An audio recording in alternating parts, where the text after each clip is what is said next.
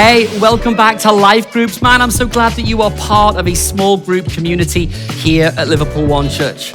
We've had our Compassion Sunday this week because we're so super excited to announce that not only have we been sponsoring children and working in communities all across Kenya, but we're now expanding that work and starting to work in projects in Rwanda also. And it was so incredibly humbling for me to just see so many people choose to sponsor a compassion child today. Honestly, I'm humbled, I'm moved. Thank you for being a part of this church and serving compassion in the way that you do. We spoke on Sunday about these two tensions that we had to manage, and I think that this is the same for all of us.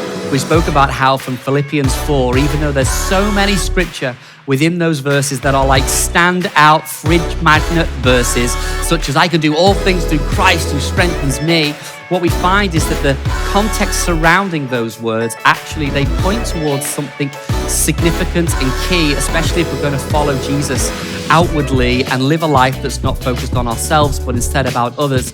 Because he actually writes to that church that was giving him help in prison, and they had sent a gift, perhaps a financial gift, perhaps a food gift, perhaps a clothing gift from Epaphroditus.